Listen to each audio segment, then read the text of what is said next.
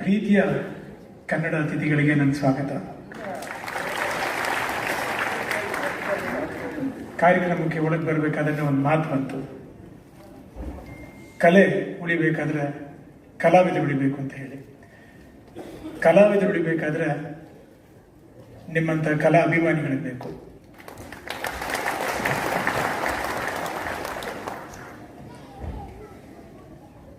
ಯಕ್ಷಗಾನ ನಮ್ಮೆಲ್ರಿಗೂ ತುಂಬ ಹೆಮ್ಮೆ ಪಡುವಂಥ ವಿಷಯ.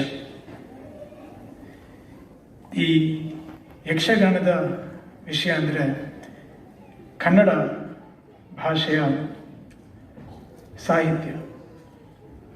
ಅಂದರೆ ಬಳಸುವ ಪದದಲ್ಲಿ ಒಂದು ಪದನೂ ಬೇರೆ ಯಾವ ಭಾಷೆಯದು ಬರದೆ ಯಕ್ಷಗಾನದಲ್ಲಿ ಬರೋದು ಕನ್ನಡ.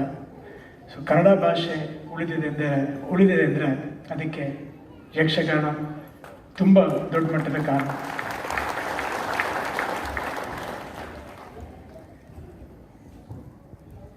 ಯಕ್ಷಗಾನದಲ್ಲಿ ಸಾಕಷ್ಟು ಸಾಧಕರಿದ್ದಾರೆ. ಕಟೀಲ್ ಕಾರಂತರು, ಗೋಪಾಲ್ ಕೃಷ್ಣ ಅವರು, ಬಳಿಯಪ್ಪ, ದಾಮೋದರ, ಸಾಕಷ್ಟು ದೊಡ್ಡ ದೊಡ್ಡ ನಟರು, ಹೆಸರುವಾಸಿಯಾದಂಥ ಜನರಿದ್ದಾರೆ.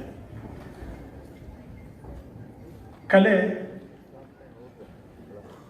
ಆಗ್ತಾ ಕಾರ್ಯಕ್ರಮಗಳು ನಡೀತಾ ಮಧ್ಯದಲ್ಲಿ ಒಂದು ಕಡೆ ಸ್ವಲ್ಪ ಕಮ್ಮಿ ಆಯಿತು ಅಂತ ಕೇಳ್ಪಟ್ಟೆ. ಅದಾದಮೇಲೆ ಇತ್ತೀಚಿನ ದಿನಗಳಲ್ಲಿ ಮತ್ತೆ ಯಕ್ಷಗಾನದ ಬೆಳವಣಿಗೆ ಸಾಕಷ್ಟು ಹೆಚ್ಚಾಗಿದೆ ಅಂತಲೂ ಕೇಳ್ಪಟ್ಟೆ. ಯಕ್ಷಗಾನದ ಬೆಳವಣಿಗೆ ಹೆಚ್ಚಾಗಬೇಕಾದ್ರೆ ಅದಕ್ಕೆ ಕಲಾವಿದರು ಬೇಕು. ಕಲಾವಿದರು ಬೇಕು ಅಂದಾಗ ಸಾಕಷ್ಟು ಜನ ಈ ಕಲೆನ ಅಭ್ಯಾಸ ಮಾಡಬೇಕು. ಯಕ್ಷಗಾನ ಕಲೆಯನ್ನು ಅಭ್ಯಾಸ ಮಾಡೋದು ಅಷ್ಟು ಸುಲಭವಾದ ಕೆಲಸ ಅಲ್ಲ. ಅದಕ್ಕೆ ಸಾಕಷ್ಟು ಶ್ರದ್ಧೆ ತುಂಬ ಅಗತ್ಯ ಇದೆ. ನಾವು ಕಲಾವಿದರಾಗಿದ್ದರಿಂದ ನಾವು ಸಿನಿಮಾ ಕಲಾವಿದರು. ನಮಗೇನಾದರೂ ಒಂದು ಸಲ ತಪ್ಪು ಮಾಡಿದ್ರೆ ಮತ್ತೊಂದು ಸಲ ಸರಿಪಡಿಸ್ಕೊಡೋಕ್ಕೆ ಒಂದು ಅವಕಾಶ ಇರುತ್ತೆ. ಆದರೆ ಯಕ್ಷಗಾನ ಮಾಡಬೇಕಾದ್ರೆ ಆ ಕಲಾವಿದರು ಪಡುವಂಥ ಶ್ರಮ, ಶ್ರದ್ಧೆ, ಕಷ್ಟ ಇದೆಯಲ್ಲ, ಅದು ತುಂಬ ದೊಡ್ಡದು.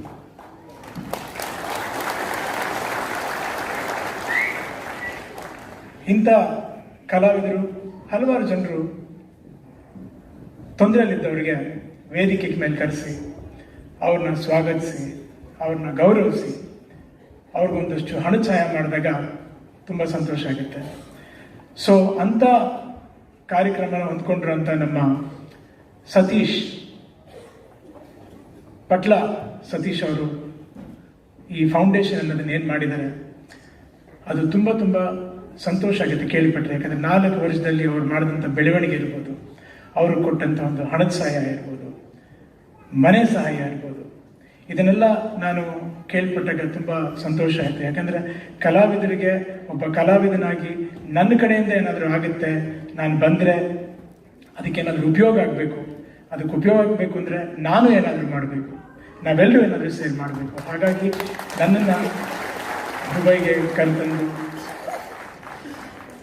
ನಿಮ್ಮಗಳ ಜೊತೆ ಮಧ್ಯೆ ನನ್ನ ವೇದಿಕೆ ಮೇಲೆ ಕೂರಿಸಿ ಒಂದಷ್ಟು ಮಾತಾಡೋಕ್ಕೆ, ಹಾಗೂ ಇಲ್ಲಿ ನಿಮ್ಮ ಮಧ್ಯದಲ್ಲಿ ನಾನು ಒಬ್ಬನಾಗಿ ನನ್ನ ಸೇರಿಸ್ಕೊಳ್ಳಿಕ್ಕೆ ಕಾರಣ ಆದಂಥ ನಮ್ಮ ಪ್ರವೀಣ್ ಶೆಟ್ಟಿಯವರು, ಗುಣಶೀಲ್ ಶೆಟ್ಟಿಯವರು ಹಾಗೂ ನಿಮ್ಮೆಲ್ಲರಿಗೂ ನಾನು ವಂದನೆಗಳನ್ನ ಹೇಳಲಿಕ್ಕೆ ಇಷ್ಟಪಡ್ತೀನಿ.